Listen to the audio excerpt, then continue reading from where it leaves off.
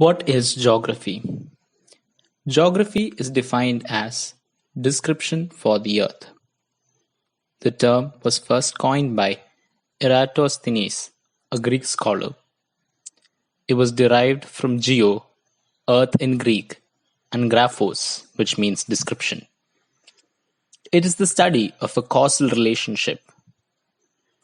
Geography is concerned with the study of nature and human interactions as an integrated whole, which includes spatial organization and spatial integration. What are the different physical geography and social sciences?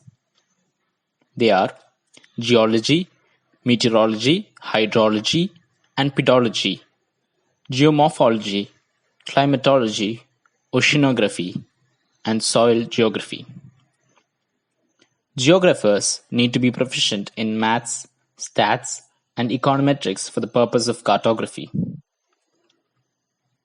All social disciplines such as sociology, political science, economics, and population are closely linked to geography as they all have spatial attributes. There are two different approaches to geography: systematic and regional approach. The systematic approach was put forth by Alexander von Humboldt.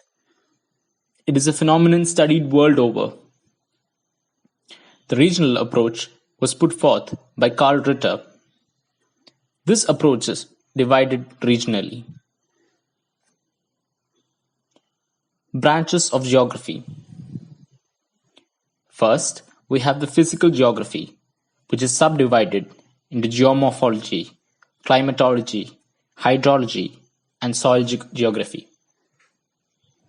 Second, we have human geography, which is further subdivided into social or cultural, population and settlement, economic, historical, and political. Third, there is biogeography, which is further subdivided into plant, zoo, ecology or ecosystem, and environmental.